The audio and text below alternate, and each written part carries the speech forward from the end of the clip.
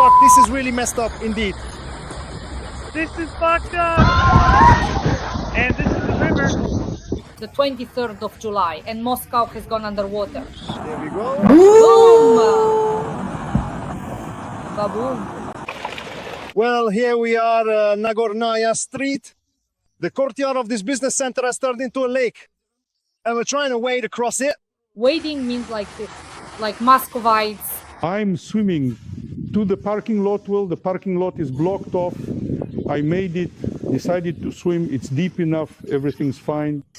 There are lakes on Rublyovka. In the city center, there are waterfalls, cars are sinking, ambulances are stuck, and people are getting to work in sneakers soaked up to their knees. I've never seen anything like this in my life. It's a nightmare.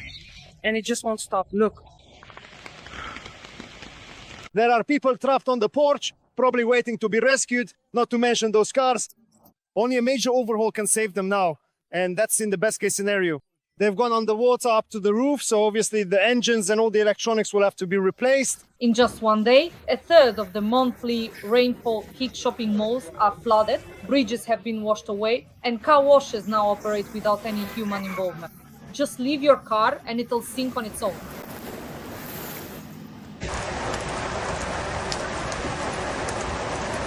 The question is, how did you get off work? Muscovites are being washed off the earth and Moscow's malls are flooded. Water is already pouring down to the ground like waterfalls.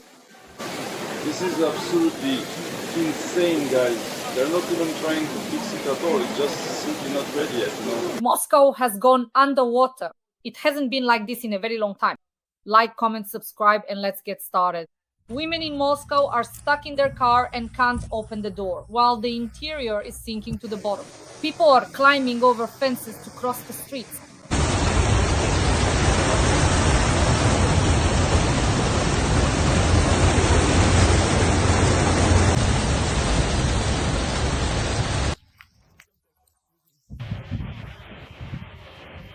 Right now, honestly, it's better. The water has receded a bit, but before our car was completely submerged up to the roof.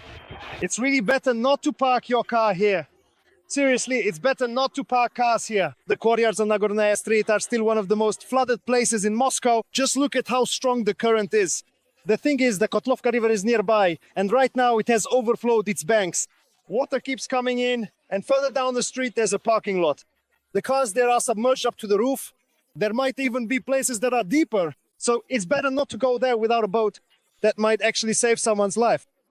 The most striking shot of Moscow life is this one. Damn, this is fucked up. This is a disaster.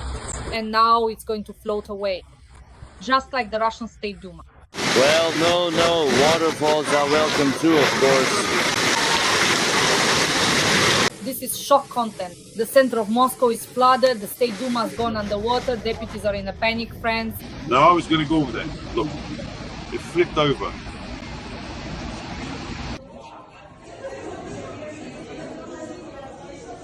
They're already being flooded from above, they're drowning, themselves however they can.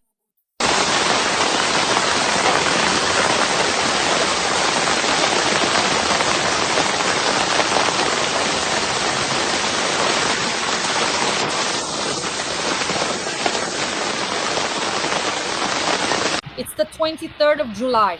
People are fleeing from the flood, the water is lapping at the windows. The system can't cope. This isn't just a flood in Moscow, it's a disgrace for the regime.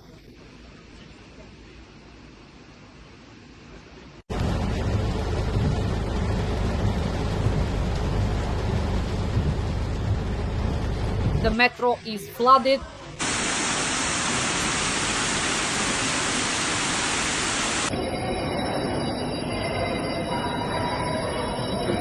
Cars are floating.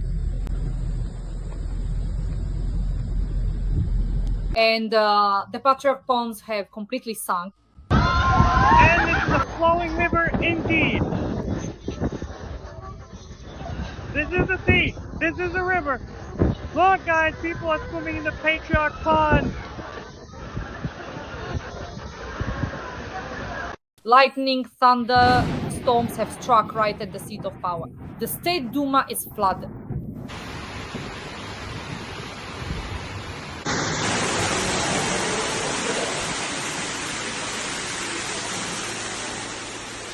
Because of the lightning strikes, the city lost power. Darkness has fallen. A substation has been damaged. Moscow has gone underwater. Nothing like this has happened in a very long time.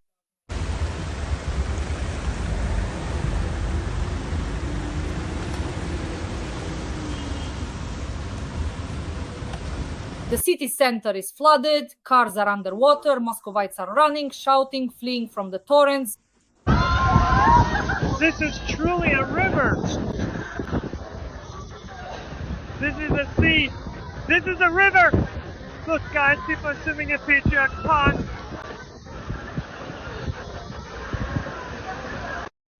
The taxi is flooded and the bus is stuck. I wish I could somehow jump over. Shit.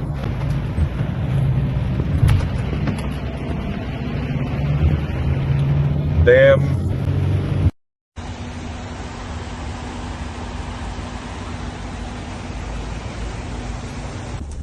We are slowly pulling up now. Oh look, the socks are floating around in the water. Baringina. No. Then That's enough, no one else is going.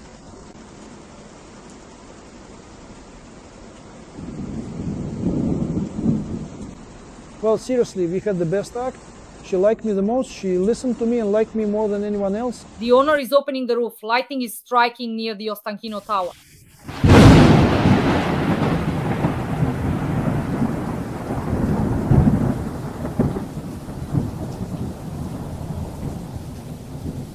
The entire metro system is completely without power, and massive waves of water are now breaking into the Moscow subway tunnels.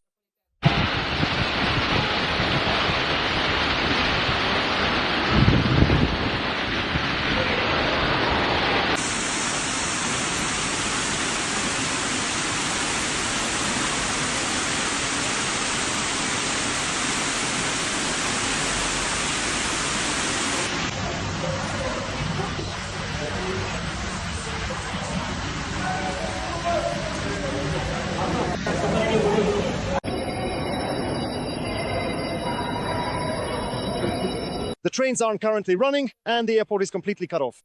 Muscovites spend days in their cars trying to get to the airport, but unfortunately, as drivers tell them, everything is flooded and they have to go on foot.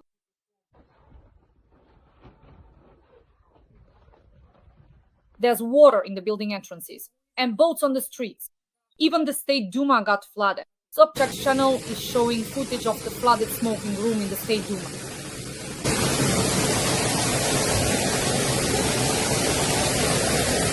Well, I welcome the waterfall too, of course.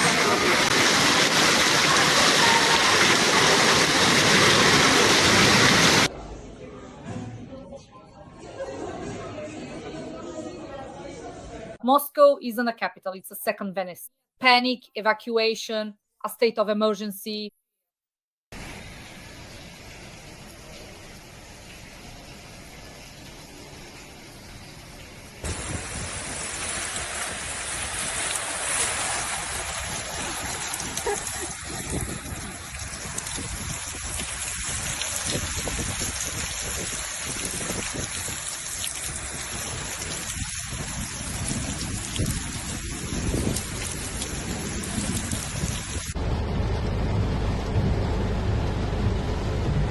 The capital of Russia is in total collapse.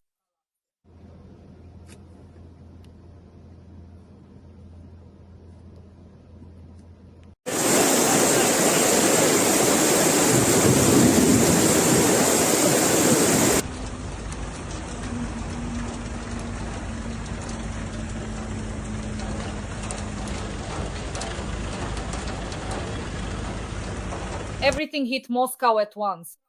Flood, hurricane, lightning, transportation shutdowns, and threats of missile strikes from Trump himself.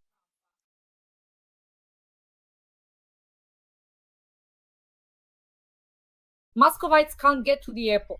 Their shuttles are at a standstill. They're being told to walk through the water, to simply drown. The city center is literally underwater. People are panicking, some are already literally moving around in boats. Some are crying, some are filming videos, some simply can't even get out of their homes. They call this place an aquarium because outside the window, behind the glass, there's water everywhere.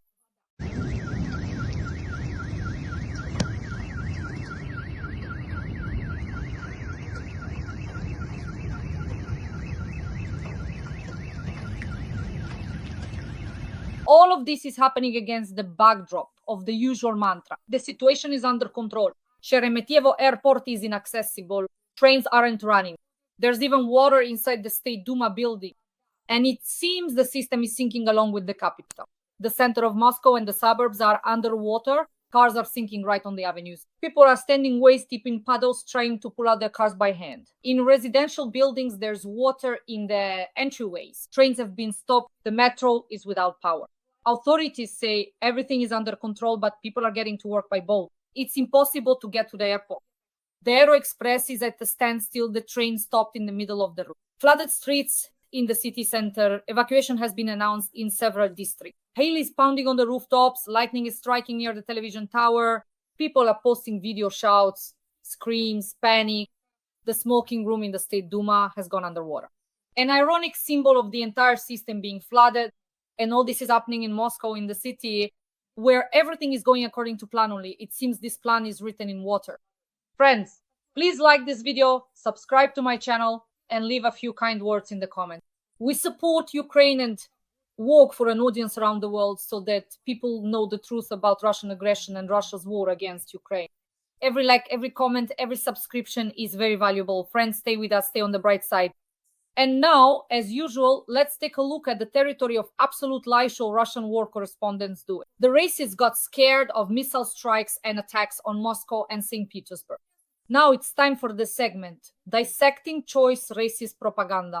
Let's go. And Trump today, well, he barely believes Putin. He's pretty dissatisfied. I would be dissatisfied with Putin too. So what? And I'm dissatisfied with BRICS as well. The people in the 7 are dissatisfied. They don't line up. If they're actually smart, I told you, train, stop, 1, 2. You have to stop. But why? So Trump decided that he's, what, a Tsar? And are you going to be the queen of the world or something? Suddenly, it happened. And look at how beautifully they walk there, how he struts around. Trump. Yeah, there are sanctions. I'm considering them. I'm not considering them. The main thing is they really don't like it. Even started speaking somewhat rudely. Before our eyes, Trump is undergoing Bidenization.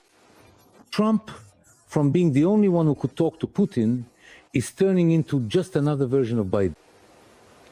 And does he really seriously think that now he can dictate to us through gritted teeth and we'll just obey? He still hasn't understood anything. He doesn't get that we are guided by our own national interests.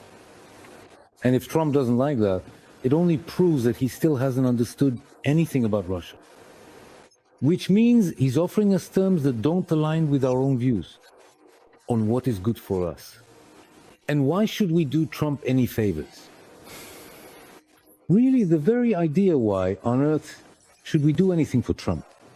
Do him a favor? Why not just relocate all the people?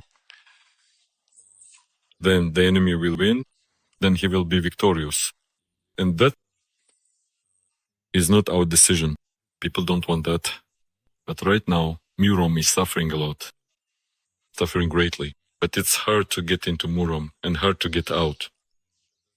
And even now, when before we used to buy armored vehicles and give them to the village ahead, then we bought ATVs, then mopeds. And now we are buying electric scooters. Why? The head moves around on a scooter, it's silent, he has maximum visibility. And it's as maneuverable as possible during an attack. They'll be listening to me and there will be a lot of inconvenience. That night, they can see for themselves where it's hanging. I agree with that. But that's not why we're here. We didn't go there to make things worse for ourselves. They said, if you don't want to negotiate, we'll force you to negotiate. There's no other option. No, we can only negotiate from a position of strength. Yes, things will be hard for us. We'll keep fighting. And unfortunately, we'll have to adapt our industry to a wartime model. But we have no other choice. Look at Iran. Look at other countries you didn't even ask about. Look at Libya. Look at Iraq. They've been in turmoil for so many years. What do we actually have today? In the first week of July, electricity prices went up by 13%. Gas prices increased by 13.5%. Heating went up by 13.8%, and hot water by 14.9%. A spike in inflation in the first week of July, 0.79. That has never happened during this period before. And in recent years, this is one of the sharpest spikes. If someone tries to tell us now, well, it just jumped and now inflation is settling down. No, all these increased rates will inevitably be factored into the prices of our food and into the costs of the essential goods and services we purchase every single day. How old are you today, if you don't mind me asking? I'll be 71 this year. I have a new one, my son-in-law, who is my nephew, whose leg I'll tear off. And there are 3 more nephews there, my sons-in-law, you see, that's my daughter's husband. He's nobody to me. Not once have I felt sorry, not once. Everything is just... Wait, because she's even more... And she's so happy. She married someone else while he was dying. She got married, found another man, and what did she get out of it? She got 17 million. She got it for herself, and for the 2 children, she got it. And what's so bad about that? I feel sorry for my nephew. My nephew, my own blood. I feel sorry for him. No one ever, for the sake of family, no one ever fought for the family. Because family was everywhere. Family was ubiquitous, indestructible, large, and so on and so on. And today from this, our Russian foolishness was born. I mean, over there, some will die, and the women will give birth to others. We'll just overwhelm them with numbers, or something like that. A time has come when women no longer give birth to anyone. They've become weak, cowardly, depraved, and don't want to have children. And we can't overwhelm anyone with numbers anymore. If anyone's going to overwhelm with numbers, it's India and China who could overwhelm all of you, even if you only give them half a head each. They could definitely bury us in heaven. But not us, we are disappearing, our numbers are shrinking, so we need to preserve our people. In other words, there is such a practice as preserving the people, meaning we need to take care of our nation. We need to protect our people from drug addiction, from dying behind the wheel while drunk, protect our people from alcoholism, protect them from senseless deaths, like what happens among young people trained surfers and the like, risk their lives and die for nothing. It would be better if they went to the front and died there as soldiers with weapons in their hands. I just arrived from Brest. I got off the train this morning. I was at commemorative events honoring the beginning of the Great Patriotic War at the Brest Fortress. And let me tell you this, I spoke with, well, I won't say with whom, how, or why. The Poles are currently seriously strengthening the border. And it's absolutely clear why. They made a mess, is the key word, made a mess. Made a mess. If they didn't make a mess, they should get hit on the head. They should, and they fully understand that sooner or later they'll get hit on the head. No matter what kind of mines they lay along the borders, and no matter what they do, the time will come, I'm more than sure of it, and they'll get hit on the head. Actually, this is the first war where we're fighting without relocating the population. How is that even possible when there are troops stationed in the cities and there's always some informant who will send out the coordinates and then we'll end up burying heroes? For us, air defense has become a normal part of life. And when you read books about the Great Patriotic War, there were so many books written, songs composed, and paintings created. This war, it's so deeply internal, it seeps into every corner, and those hidden reserves, they get exhausted. For us, it's a tough ordeal for the residents. The border areas have been hit the hardest. One of the girls, an artist, started drawing Shinton coffee on shrapnel from the 400S. But at the same time... This is the casing, the lid. It's the lid, absolutely the lid when a rocket is launched. These parts fall off, and it's become probably a kind of symbol. On one hand, it's what protects us, and on the other, there's hope, not just as a feeling, but a confidence in a near victory. And that's something each of us carries inside. So honestly, I wanted to give this from the bottom of my heart. Thank you very much. Thank you.